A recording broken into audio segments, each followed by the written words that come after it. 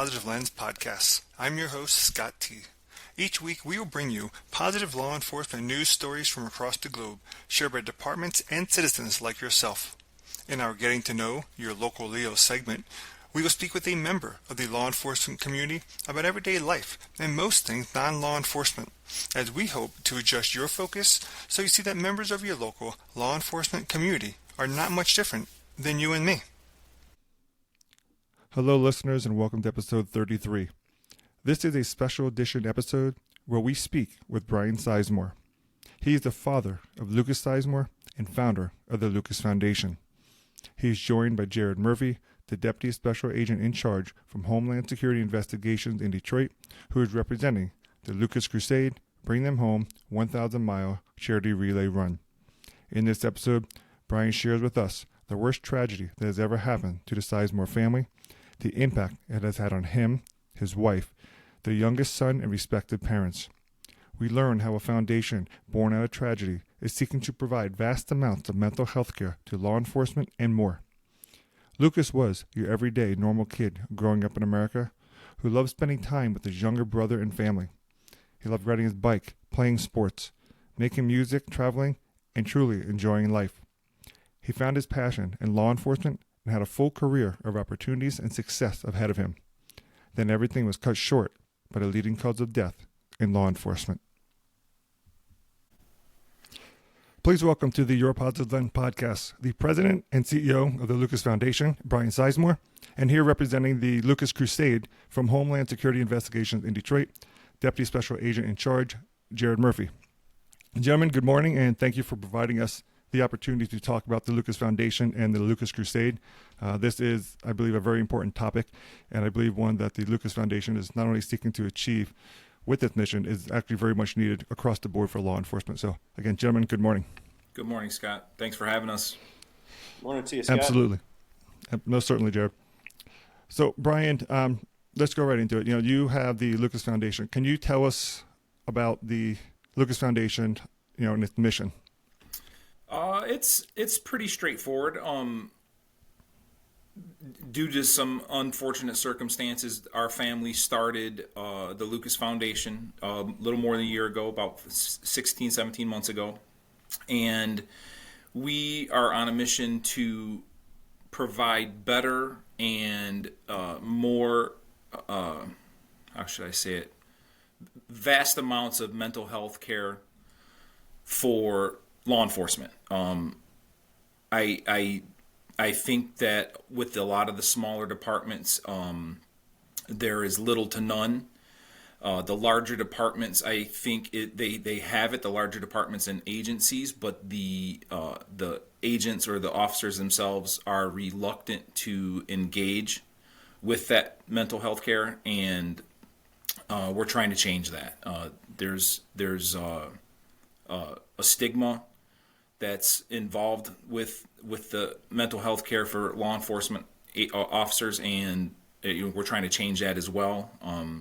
Because it's a sad situation where, and Jared will talk more about this, where more law enforcement officers are dying of suicide than they are in the line of duty, and how that is happening is, I just can't wrap my head around it.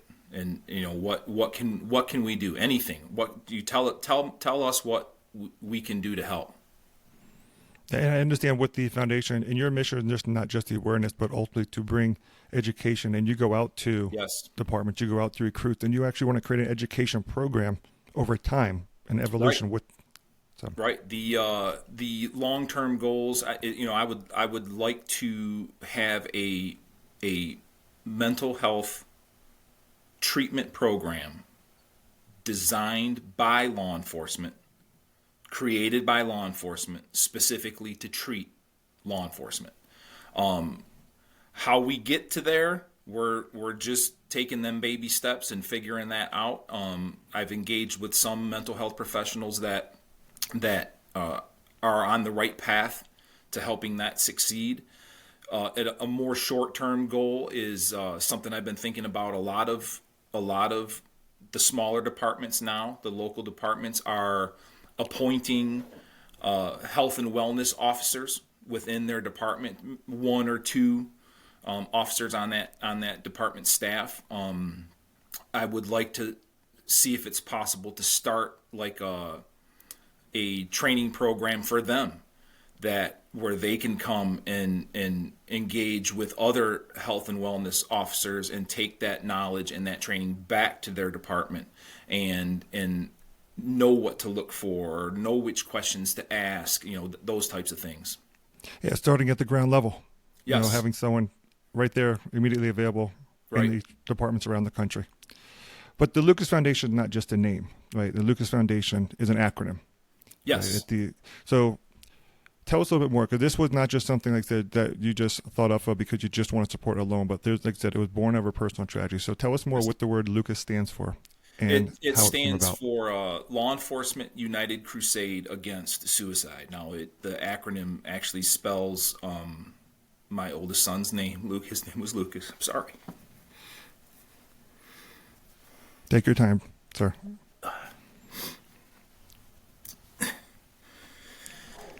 And we lost him last year to suicide. He was a rookie police officer in Atlanta, and he took his own life on January 9th, 2024. And almost immediately we came up with this idea for the foundation. Now, at the time, I didn't know what we wanted to call it. That came, within a few days of his passing, but that's how this was born. And if we may, let's go back to the beginning, because we know what January 9th was for you, but there's a story. Lucas's life was just like any other family. Just like it any wasn't other a situation. So if you can tell us some of the joy in the beginning. He's born, he's a young child. You bring him home from the hospital. Yes. Tell us about those stories, and as his life progressed. He was an everyday, normal kid living in this country. I mean, his mom and I have been married for years, and she's a school teacher, and I work for AT&T, and so we've been blessed to have good, stable jobs. When we decided to start a family and Lucas was born, I can remember him in the hospital when he was born. He was very quiet, and one of the nurses, I mean, this is minutes after he was born, one of the nurses told me to start pulling his hair, and I was doing it very, very reluctantly, very easily. And she's like, no, she said, you got to pull his hair. You need to make him cry, because it's good for their lung development and getting the fluids and stuff out. So here's this little baby boy. I'm holding him 5-10 minutes after he's born, and they're already telling me to make him cry. So I'm pulling his hair, and that's one story.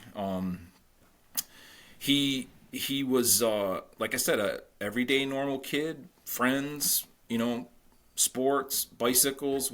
Our family had a place up north that we would go to quite often, and he did everything that a young boy does when he was growing up.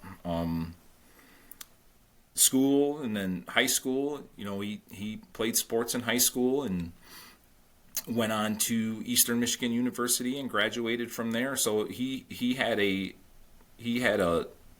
great childhood. And he was very much involved with the family. I believe very close to his grandmother. My mother-in-law, my wife's mother, she's elderly. She lives with us now. And that we got a really close-knit, tight family. But that made that relationship even closer, the fact that she lives with us. So I'm sure you've read or seen, he was a little bit of a clown, and constantly was teasing her and pranks and little jokes, and they were really close. You're right. I did read quite a bit of it, and it's he shared joy. the Yes. stories are he showed. He did it with not just his comical approach, but he played music, he played a guitar. Yes. Right? The individuals who had their interactions with him all talk about how he made them smile. Yes. Yep. That was him. So and what were some of the activities he did enjoy doing as a child? Or was there, and like what was the high school or even after high school that he just enjoyed doing in general? He when he was a child, he did everything that normal children did. Like I said, he played sports. He loved riding on his bike. And then when my parents bought that place up north, we had little 4-wheelers. We had go-karts. He liked to run around on the trails up there, and he liked being outside. When he was old enough, I started taking him deer hunting, and he took to that like a duck to water and loved that. Like he even when he was in Georgia, he couldn't wait to come home to go hunting with me, and he looked forward to it every year. He taught himself to play the guitar and the piano, and he played the bass guitar as well, all self-taught. He would record himself and watch videos and learn how to do that. Loved traveling.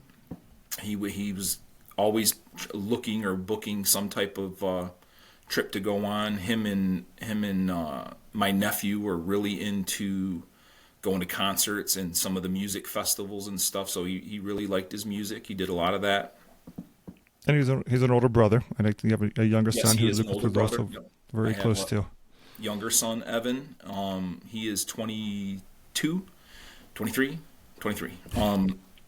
And they were really, really close, and I know it's affected him. He's quiet about this topic, and I know it's affected him deeply. And he's at first his struggle was visible. We could tell that he was struggling. Now it's not as apparent. I know it's still there, and it's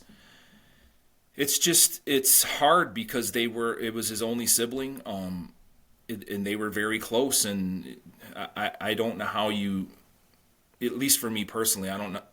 It's not something I'll ever get over. No. I'm going to carry it with me forever. Yeah, I don't think anyone can expect it to, Brian, get over it. Like I said, and what you're doing with the foundation is letting Lucas live on through that, and you're affecting lives so less individuals have to go through a similar experience, right? Right. So do you remember the day that Lucas said, "Dad, Mom, I want to be a police officer"? Like, what inspired him to become the police officer? What inspired him on that journey? I don't remember him ever, like, specifically saying it like that. I know he didn't have an interest in it until he was at Eastern Michigan. He started, probably after his first year, he started taking classes that were going to take him down that path. That's where we kind of saw the interest. I don't think he ever came home one day and just said, "Hey, I want to be a police officer." Where we really saw it is when he started doing the internship with Homeland Security Investigations. He as a parent, you can see the excitement, and you can see, you hear it in their voice. They were doing things where he had to get up at 3:00 in the morning and be on the other side of Detroit by 4:00 in the morning, and he was up crack of dawn, ready to go, and that's when we really knew that some department, some agency, somewhere, he was going to be working for them, and it was just going to be a matter of time. And before we continue on to that journey to Atlanta, Jared, you actually had the opportunity to meet Lucas during that internship in Detroit, correct? Yeah, he was an intern with HSI in the summer of 2021. We have a great program where we welcome young people in to kind of explore whether or not federal law enforcement is for them. We just hired on a new class this week in my office in Detroit. He was assigned to our Global Trade Investigations group, which handles investigations involving illegal export of technology and weapons and military hardware, and they do some really cool, exciting work. He was very eager to participate. Everyone liked him. He had a great attitude, and he was enthusiastic, and you could tell that he was interested and wanted to be involved in everything, whether it was a surveillance or search warrants or witnessing interviews of suspects or presenting cases at the United States Attorney's Office, stuff like that. Great attitude. Whenever I think about him, I remember a moment where he walked by my office, and he had just started the internship a week or two beforehand, and he walked by, and I stopped him real quick and said, "Hey, how's it going?" And I just have this vision of him in the doorway of my office. We liked him very much, and had circumstances been different, he very likely would have been a special agent with HSI today. Appreciate you sharing that, because he said you have that memory, which is phenomenal to have. He said that image in the doorway. Brian, if you can take us through that. So he does his externship, and then he moves down to Atlanta. How did the Atlanta opportunity come about? Well, he, for lack of better terms, he got a lot of law enforcement in my family, and a lot of local law enforcement, and he would have been offered a job. All he had to do was ask for it. But he wanted to do the exciting things and have lots of opportunities within law enforcement that you just most of the time you don't get that with like a local police department.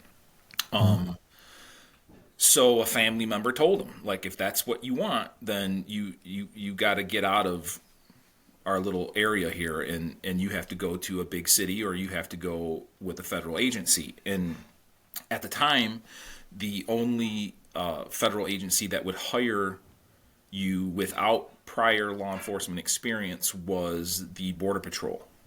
And he didn't seem excited for that. He didn't. I don't think he wanted that yet. I think he had the vision of going more towards Jared and HSI, because his uncle had just retired from there. So I think that's what he had in the back of his mind. So he had to get that law enforcement experience first. He started looking online and applying, and he saw like a job fair thing. Atlanta PD does that all over the country, even now, still to this day. And he applied, got some type of email response back, and he went down to Atlanta for vetting and testing and physical and everything. And I believe he came home, and then within a few days he had a job offer. So then, and it's kind of like the military. They tell you, okay, if you accept the job offer, then your academy class is 277, and this is the day it starts.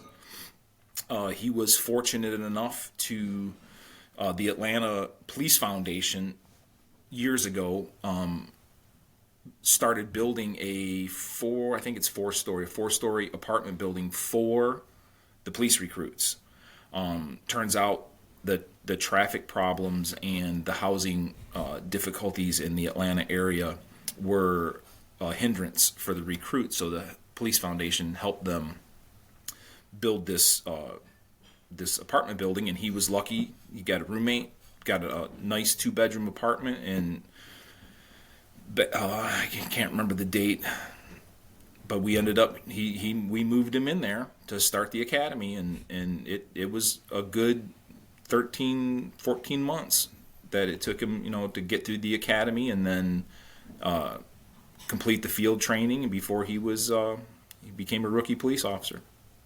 So before we go into that next phase, I know he's engaged as well. That's his fiance with she's down in Atlanta, or she moved? She's obviously involved in this. She's going through the experience. She was from this area, so they were planning on building a life down there in the Atlanta area. At least, Scott, he may have loved it I know he was talking about opportunities within the Atlanta Police Department where command staff were kind of giving him suggestions, different paths to choose. And he was talking about those and was excited about those. So he may have, for all I know, he may have stayed. He could have stayed there. He could have loved it and stayed there. I know he liked the area. He did like Atlanta very much. And he was having a very successful first year.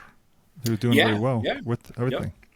Yep. Like our work shifts kind of overlap. Like I'm going into work when he was coming home and vice versa. So I talked to him once, probably twice, almost every single day. So, I heard all the stories and he loved it. He loved that job. So if we move to January 9th, tell us about that day, because I would imagine, like you said, it was an ordinary day for him. Did you have that phone call with him that morning as you traditionally would? Like, what was that day like for you? Well, he was off, and I remember, I can remember the evening well because it was the night. It was the 8th was the night of University of Michigan's football team played in the national championship game.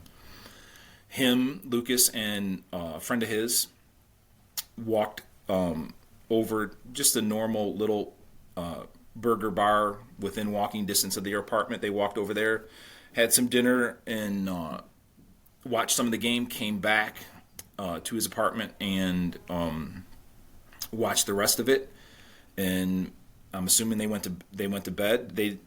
His friend they both had apartments in the same apartment complex. So his friend lived around the other side of it. And then I was at work. The morning of the 9th, and it was 5:06 a.m. I got a routine. I walk into the building. I set my personal stuff down like on this table desk type thing, and I go out into the back of the building and start my work day and start unlocking stuff and opening stuff, and my coworker came running with my phone. She said, "Evan is blowing your phone up." And so she handed me my phone. Now that at the time that wasn't odd because Evan played college football and they practice at 6 a.m. So I just thought something's wrong with his car or, something simple like that. Yeah. So I called him back, and when he answered, I think the very first things out of his mouth were, "Dad, you got to sit down." And I said, "What?" And he said it again. He said, "Dad, you got to sit down." And I said, "Evan, just tell me." And he told me, he said, "Luke is dead." And I say this a lot. One of these days I'll ask him, because what my brain heard was he accidentally shot himself. But I don't know if that's what Evan actually said. So I told him, I said, "Stop everything you're doing and get home." Now, he went to school about 45 minutes from home, so he did. He left and started to make his way home.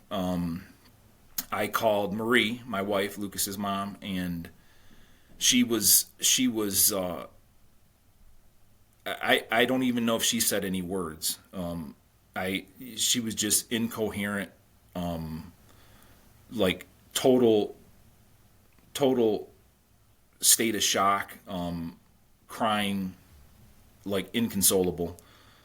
And I just told her, I said, "Hey, I'm on my way home. I'm coming home right now." So I started to drive home. I work about a half hour away. And on my way home, I'm looking for a flight. I'm looking for the fastest way I can get to Atlanta.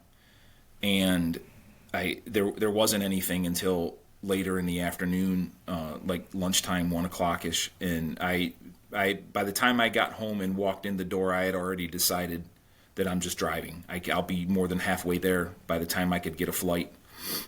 And ironically, I was supposed to go out of town for work the following week, so I already had some stuff packed. I was semi ready for a road trip, so I grabbed that bag and what money I had laying around, and I told Maria, I was like, I'm leaving right now. I said, I'm not waiting for my family members. I'm not waiting. I'm going. I want to get to Atlanta as fast as I can. She, now obviously with her mom living here would have made it difficult for her to go, but when I walked in the door, it's hard to describe the sounds. It's just immense, gut-wrenching pain. The sounds that she was making. I'm sorry. And she told me, she said, "There's no way I can go see him like that." And I'm like, okay, you don't have to. I'll go. So I left. I was probably on the road on I-75 heading south by 6:15. It was that fast. Ryan, there's so much emotion that comes to that story, just even listening to it, right? And I'm sure Jared, same thing, right? The feelings that I can't imagine what you, Marie, and Evan, and again, your mother-in-law living with you, what you guys felt that moment, because what I feel, and I'm only hearing the story versus, it's your child. Just a couple of questions with that. Evan got the phone call first. Yeah, so I think I'll have to ask him that too. I believe no one ever tried to call me. I never received a phone call. I think they probably tried to call Marie, and she was awake. She was awake at that time. She's a school teacher, so she's up getting ready to start her day, and she probably didn't answer or didn't recognize the number, and they probably had Evan as a contact and called him.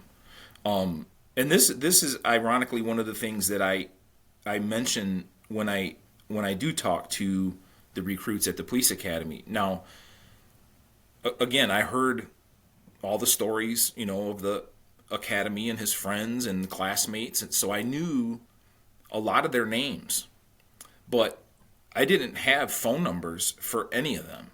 So when something happens, I had nobody to contact, nobody to call.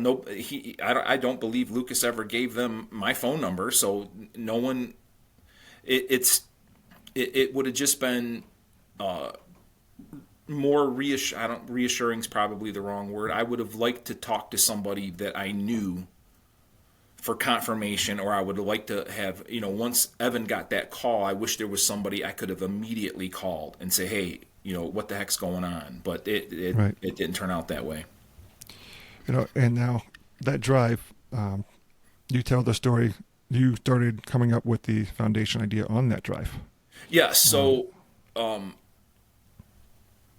the way down there, as you can imagine, it's an 11-hour drive from my house to the Atlanta area, and I don't think it was immediate, like within the first few hours, because it was still sinking in a little bit. So getting back to the notification and the phone call, I had no idea who to call or who to ask. So it popped in my head to call the desk sergeant. In Atlanta, they call their precincts zones instead of a precinct. So I called I'm looking on my phone, and I looked up the phone number to Atlanta Zone 4, and I called, and the young lady that answered the phone said, Sizemore, we're getting all these reports. Are you okay? And I said, I'm assuming because my caller ID came up, and she saw the name. And I said, ma'am, my name is Brian Sizemore. I said, I'm Lucas's dad. And I said, I'm getting the same reports, and I am on my way to Atlanta right now. I said, please have somebody call me back.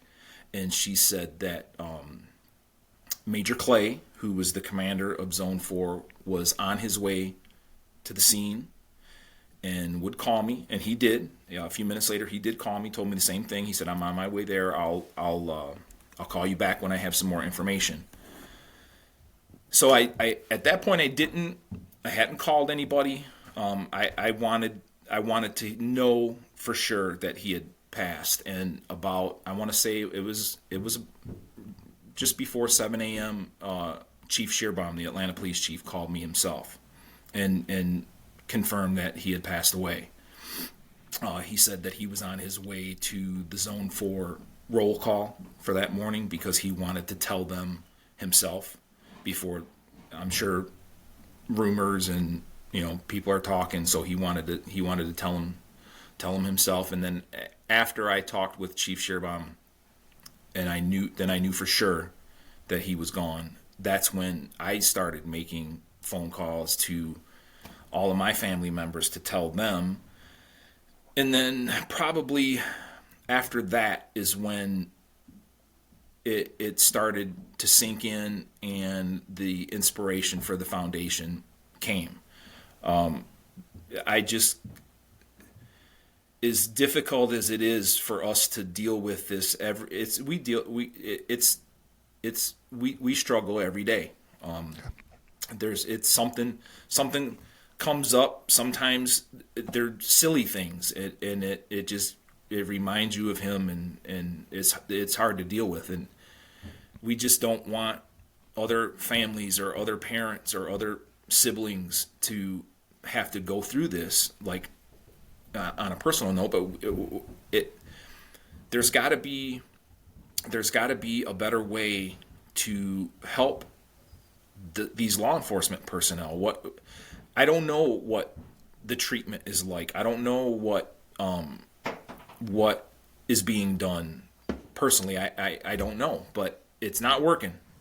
Yeah. What I want to do, Brian, let's try something else. Absolutely, and I want to go into a couple things with Jared, but there's one thing you wrote in a story that really it all impacts me. But there's a part you mentioned in between your drives when you had to go into his apartment, and yes, that invoked. You said it's cologne, the smell. So that was really once you get over the, and that's probably the wrong set of words too, you never get over the shock. Everything, I'm the oldest sibling in my family. My parents are both still alive. My siblings are still alive. I've never had to make funeral arrangements for anybody or do anything like that. So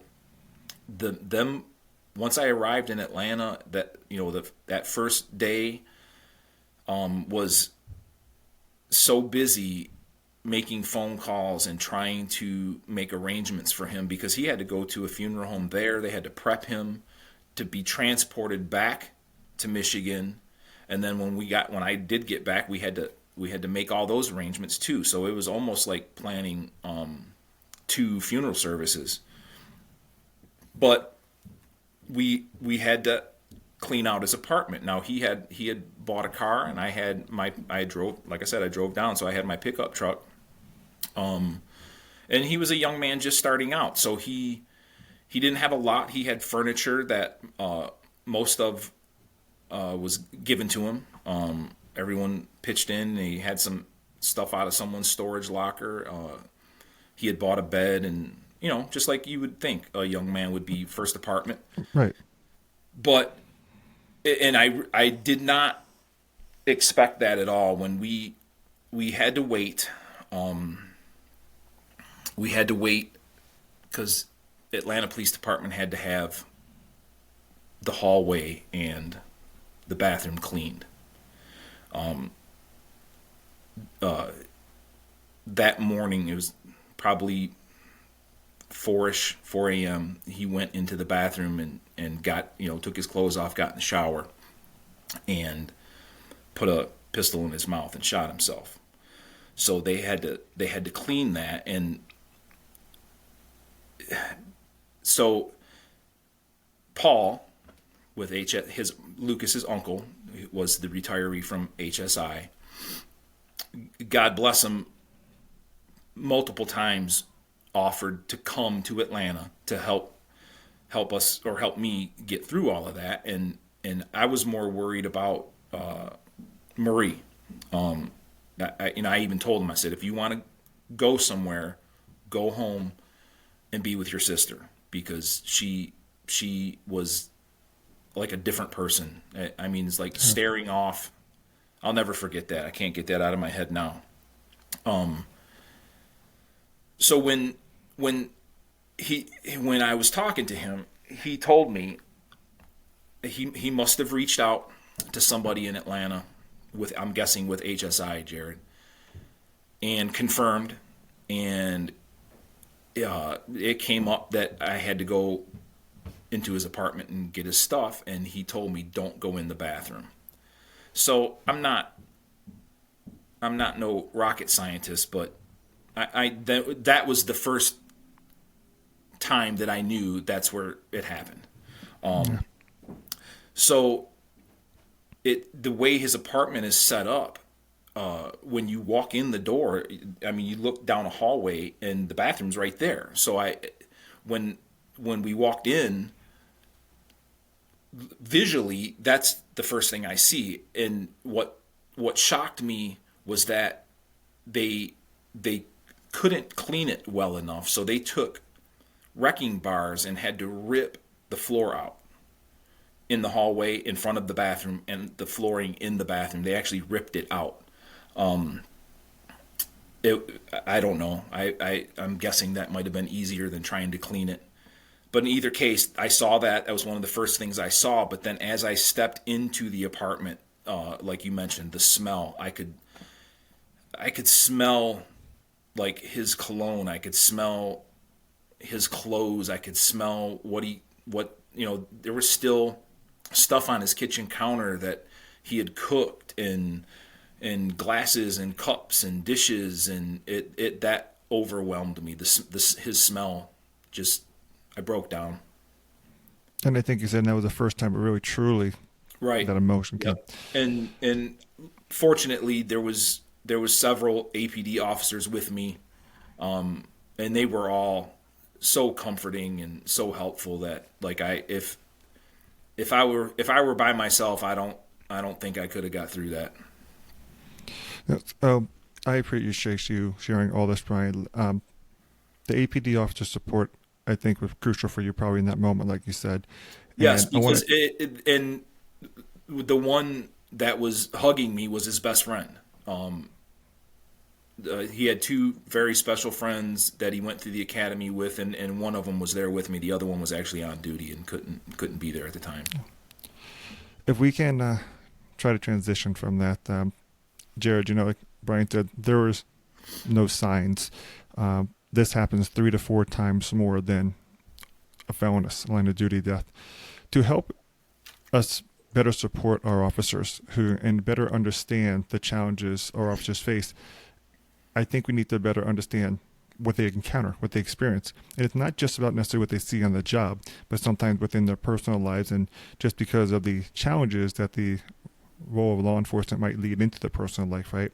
So, and initially, can you share with us some of the experiences that an officer may encounter in the line of duty and how that impacts them in their everyday life struggle, just in the line of duty alone, before we get into the personal aspect of it? Yeah. So to set the stage, the story that Brian told is tragic. This is the worst thing that's ever happened in his life, in the life of his wife, of his son. And it's a moment that hasn't ended, right? And as personal and terrible it is for the Sizemore family, this happens all over our country. Suicide is the leading cause of death for law enforcement. And I just want to let that sink in for a moment, because it doesn't make sense. Law enforcement is one of the most dangerous professions that one can have. And yet, the biggest danger to a law enforcement officer is himself or herself.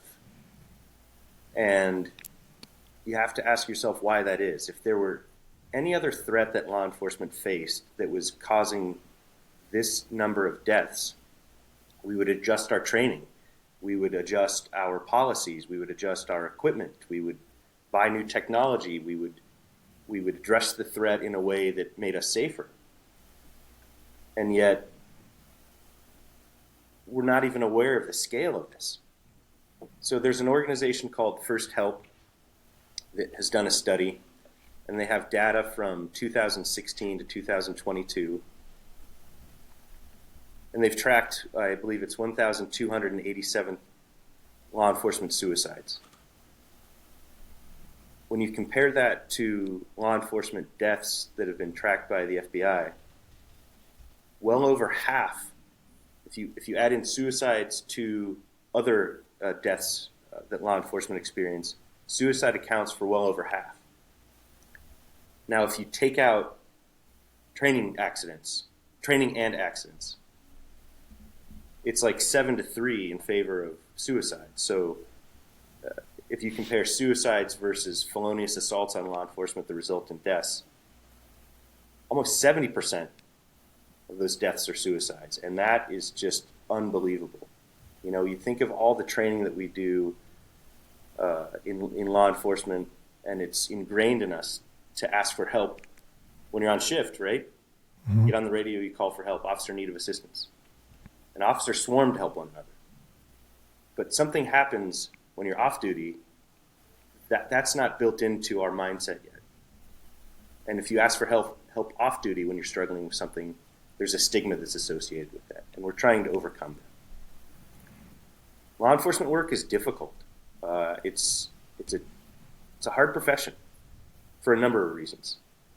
There are chronic stresses, the shift work, long hours. There's not that many lines of work where the night shift is one of the most important times to work. Most Americans work Monday through Friday from 9 to 5. Law enforcement work around the clock. The sense of duty that law enforcement officers feel is very strong. And when things don't go right at work, for one reason or another, they internalize that and they bury it and they hold that. Law enforcement officers routinely miss holidays, miss birthdays, miss anniversaries, miss kids' sporting events. There's a lot of empty chairs at dinner tables in law enforcement families at night. And over time, that makes that takes its toll on law enforcement. There's other factors as well. Erratic sleep patterns, where for this month you're working night shift, and then next month you're going to go to graveyard or to swing shift or to day shift, and that change it's not good on the body. And then meanwhile, that doesn't even take into account the acute stresses that law enforcement endure, where based on incomplete information, in a split second, law enforcement officers have to make a decision potentially to take somebody's life. And even when they make those decisions correctly, those things weigh on a law enforcement officer. No one goes into this work wanting to take a life. And even beyond the tactical application of use of force, law enforcement officers see things that stick with them and are not positive. This is a line of work where you routinely encounter horrible things. And it's the only line of work where a law enforcement officer's engagement with people is almost always on their worst day. So those things take a toll over time on law enforcement, and I think that's one of many factors that contribute to high suicide rates. The other one is community, and it's a profession that's not necessarily loved. I think we're coming out of an era, we're emerging from an era where the hatred for law enforcement is starting to decline. I think that's a positive thing. But law enforcement officers serve a community that doesn't necessarily support them. And so those are factors that contribute to law enforcement suicide. Yeah, you mentioned a couple of good points, well, a lot of good points, I should say, but, one of the things that officers are so great at is asking others how they can help them. But the one thing they're probably most terrible at is asking themselves how they can help themselves, right?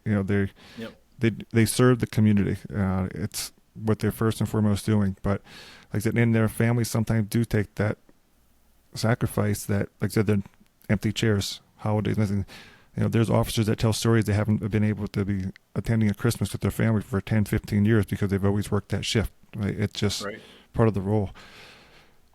Going into the support, I know a lot of departments have incorporated peer support networks. They have individuals on the ground, and a lot of that transition from calling it rather than PTSD to PTSI because it's a mental injury that may occur within the line of duty versus the physical injury.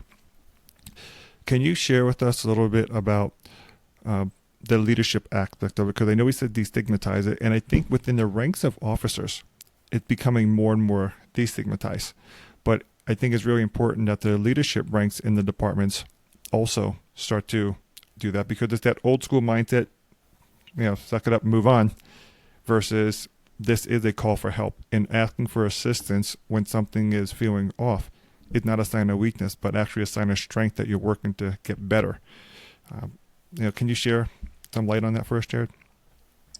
Yeah, Brian said something a few moments ago that I think is really impactful, and that is what we're doing is not working, right? I mentioned that if there were any other cause of 1,287 line of duty deaths, we would adjust our training. So leaders need to lead, and we need to change the way we're doing business.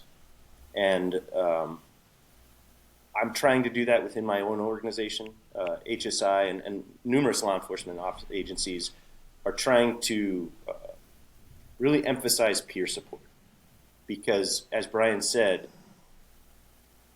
law enforcement officers understand one another. Sometimes even their families don't understand what they go through, but cops understand cops. And cops feel more comfortable talking to cops than they might to a psychologist or a therapist.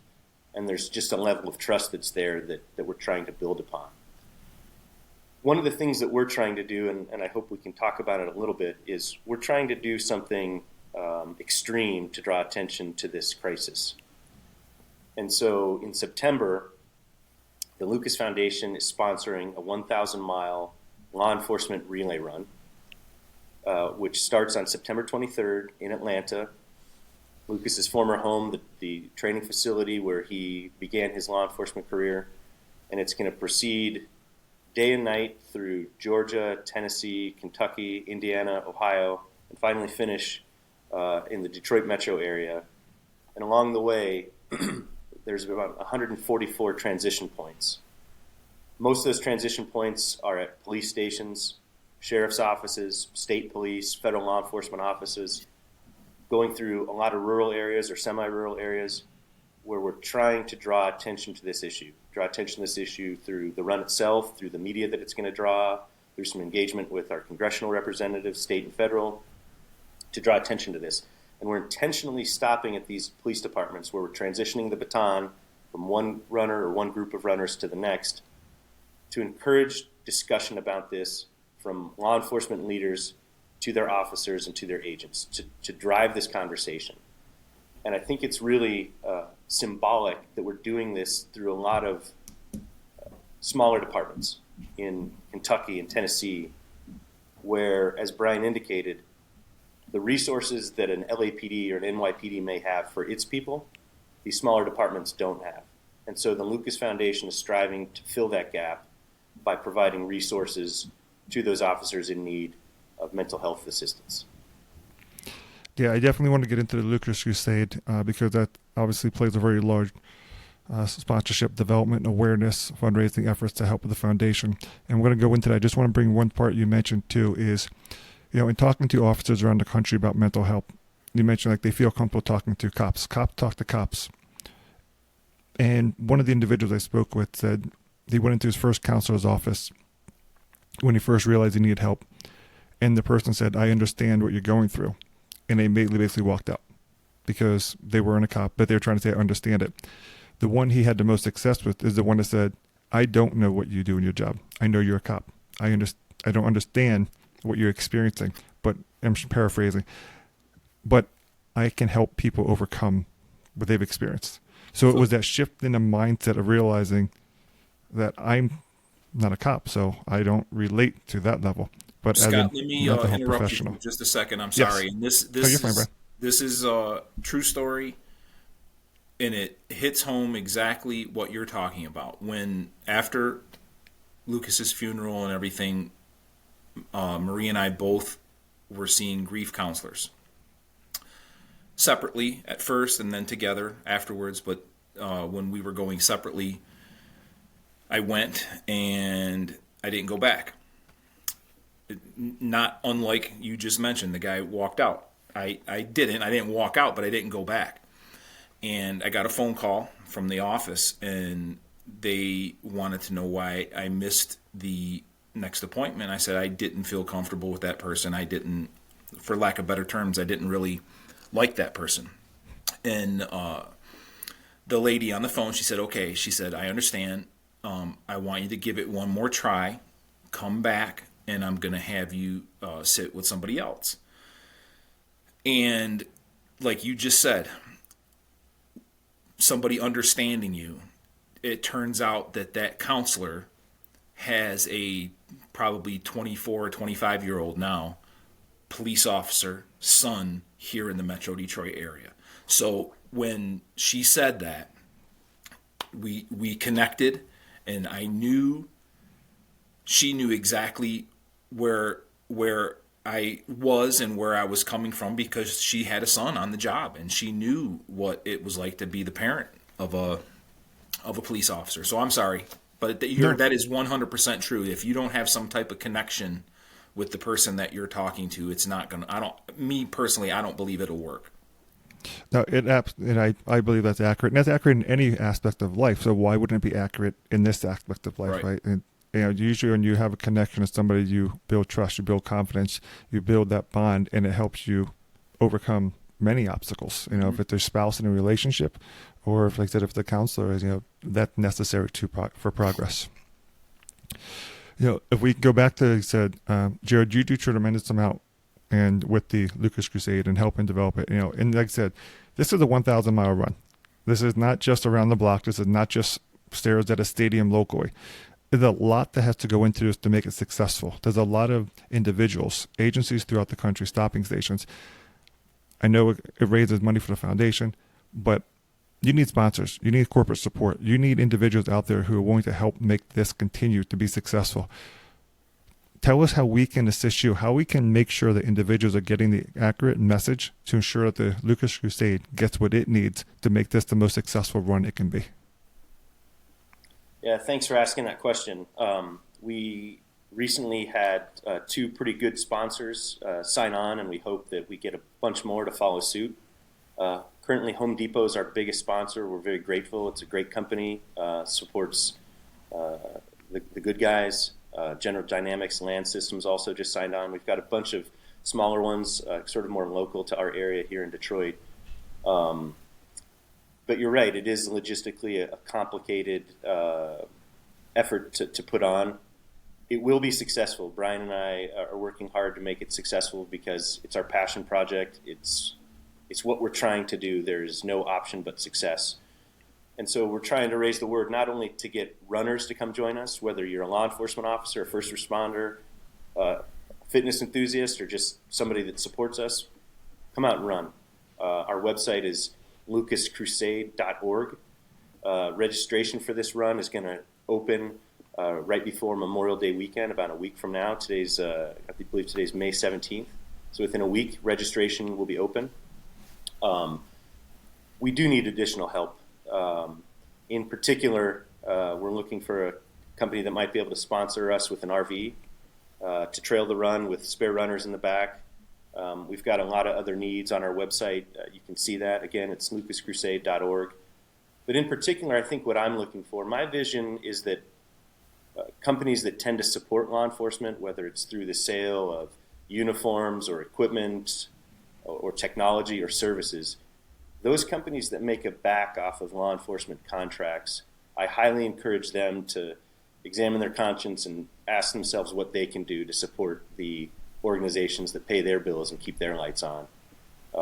So for your audience, for your listenership, we're asking for help. Yeah, and I will, the lucascrusade.org will be certainly in the show notes for individuals that The website is available. All the information is there. I know I've looked at that myself. The Lucas Foundation also has a separate website, the Law Enforcement United Crusade Against Suicide.com. They're both, again, will be shared. To go into what you said also, no donation is too small. No assistance is too small, right? The donation options are right on the website. You have various different amounts you can choose. I think the RV, would be phenomenal. So that RV would be for someone that could trail the runners, like I said, have backup runners in there, keep people fresh, keep people safe. Right.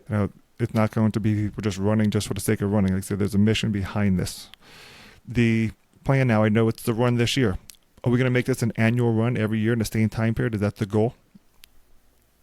I don't think we've discussed that. It's there's nothing beyond our capabilities. I think. I'll be honest. When Jared first approached me with this, it seemed daunting, and I didn't think we would be able to pull this off. But as the weeks went by, we just kept knocking those bowling pins down. We kept, we got one more thing done, one more thing done, one more thing done, and now, like Jared said, it's become a passion, and we can visualize it, we can see it, and it's just the nuts and bolts are done. It's all the little things now. And it's not just the website that they can reach out. I think you also have the email address, bringthemhome@lucascrusade.org, if they want to reach out to you that way for additional information. I know your flyer has the QR code. Again, run, pray, donate, right? There's elements to it, and all those are needed for this to be successful. But this is not the only thing you do. You have an annual polar plunge as well. Yes, you're welcome, Scott. You want to join us? It's that water's cold. I'm sure it is. I've been the victim of an ice bucket challenge. I know that was cold. So the polar plunge, I'm sure, would certainly be much more daunting for me. But I do have family in the Ohio area. It's a neighbor of Michigan, right? So I'm not going to promise jumping in the polar plunge with you, but I will certainly be contributing to this cause, and not just from the promotional aspect of it, but from the financial aspect of it. I think I said the story of Lucas, his journey from birth all through, I think, is a testament to you raising him as a parent, you and Marie both. The challenges he encountered, we may never know, but his legacy will live forever. The Lucas Foundation is designed, like you said, it's not just to help one-stop shop officers. It's basically to create a mission that will be sustainable and to be able to go into departments around the country, provide resources, like I said, and have someone ultimately, if we can get to that point, that's on the ground in the moment when officers need help and support. There's someone there to turn to, someone there they can relate to. But that doesn't happen without money. That doesn't happen without funds. That doesn't happen without resources. Right. So, if someone can't make again, I'm not a runner, but I can donate, right? We can do sponsorship. So those things can be done. So there's many ways we can do that. For you, Brian, is there anything that we've missed that you want to make sure that we convey to the audience about the foundation, the crusade, Lucas, that you want, or a message from Mom? I know you're sharing it, but it's something that Mom would say, you know what, I want people to know this about my son. I'm sure every parent says these things about their child, but he's a perfect son, and we've been blessed that we have two. As far as law enforcement's concerned, I said this once for a award ceremony thing. The heroes that put that badge on and wear that uniform every day, they deserve the absolute best that society can give them. And why are we not? And I think that sums it up, better. We should be throwing the best resources, the most money, the best equipment, the best treatment, the best of everything we got. Those people should be able to access it. And Brian, you're spot on with it too. And Jared, you said it earlier, that to the hatred the community was exhibiting toward law enforcement over the previous years, I do believe is starting to subside some. I think it's essential. That's, kind of what this podcast was born out of, to share that law enforcement officers, police officers, they're like everybody else. They have regular everyday lives that are just, they're trying to live them, but part of their role with the badge, with the honor, they protect their community. And those dinner tables that are missing, those holidays missing, I always try to explain to people, law enforcement officers, police officers, sacrifice time with their own families so we can safely spend time with ours. And I think it's crucial. And yes, we're not infallible. None of us are. But these individuals, they stand in the line of duty, whether they're local, federal, it doesn't matter. They stand in the line of duty to protect the everyday citizen. And these are individuals they don't know. They have no personal relationship with most of the community they serve. And they show up to calls of people they don't know to protect them. So we owe it back to the officers to provide them all the necessary resources to keep them safe, whether it's physically safe or mentally safe, right? There should be no stone that goes unturned in this. And it is, like I said, both of you have said, it's alarming to think that we have the number one cause of death of a law enforcement officer probably getting the least amount of resources to protect them. And it's unfathomable, really. And I don't want to point a finger at any one person because I don't think it's that. It's just where we are and where we need to go is different. And you said it in the beginning, we've talked about before, we can't keep doing what we're doing because it's not working. Because we know the result of not doing and not taking action. I think that old definition of insanity, right? If you keep doing the same thing, expect different results. This is where we are. Jared, is there another piece that you'd like to add that we haven't covered that you want to make sure that we get out there, whether related to the crusade or to law enforcement, or even your experience of, like I said, you met Lucas, you told the story of him being in the doorway, working with Brian, seeing the raw emotion that Brian shares. I mean, as a dad, all of us could say, if we had this experience that Brian went through, we would be having these same feelings every day, and it's real. It's not made up. It's not a story. It's not fictional, right? Brian lived with it every day. Marie lived with it every day. Evan lived with it, and all the family lived with this. Is there anything that you want to share that we haven't captured, either from personal experience, engaging, and whatnot? Ultimately, we're just trying to prevent this happening, just not one more time. If we can just prevent one more law enforcement suicide, that's the objective. There are a lot of charitable organizations that only a small percentage of donations actually go to what it's intended to do. I don't know what the statistics are. Brian's mentioned it in the past, but you could have a 501c3 where only 10% of donations actually go to the cause and the rest of it is overhead and who knows what. With this organization, I can tell you 100% of donations go towards providing mental health assistance to law enforcement. 100%. There's no fat. It's a small organization that is highly motivated.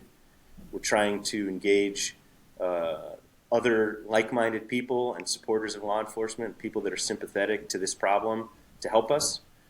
So we can tell you that if your audience makes a donation, 100% of that money goes towards providing resources for mental health for law enforcement.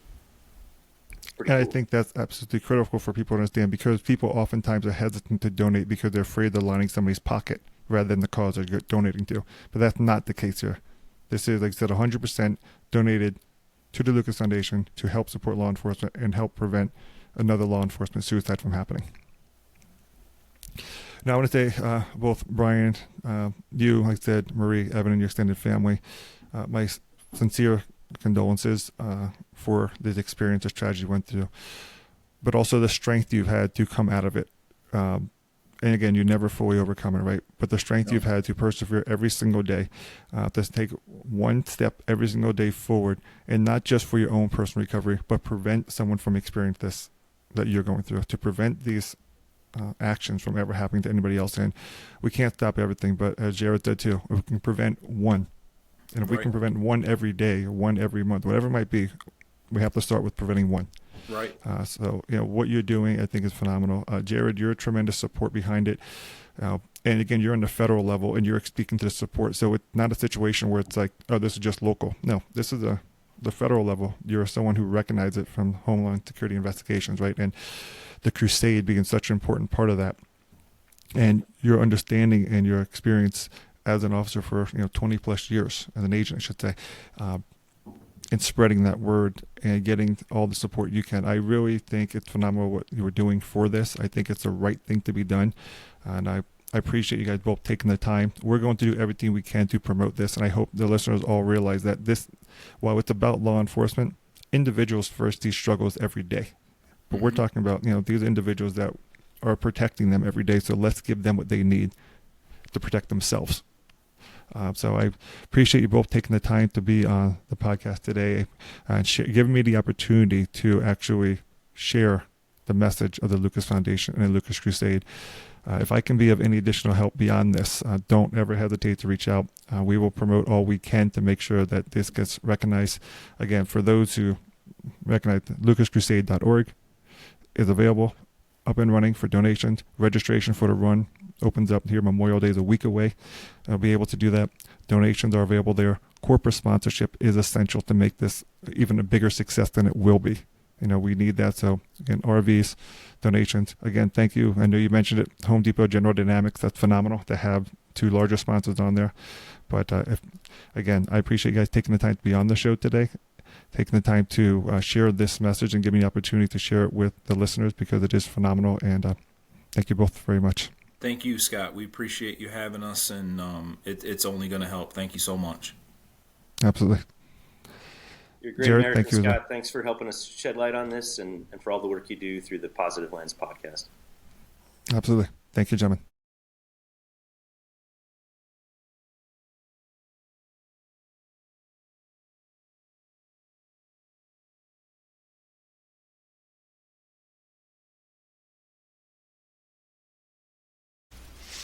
If you liked this episode, follow us on Spotify, Apple, or wherever you get your podcast. Provide us your feedback in the comments and leave us a rating or review. We truly appreciate your opinion. And then follow us on LinkedIn or Facebook to get all the latest updates. Remember, you can always find places that will share negative law enforcement news stories. But here, at Your Positive Lens, you will only find your positive law enforcement news stories. Once again, I'm your host, Scott T. Thanks for listening, and we'll capture you on the next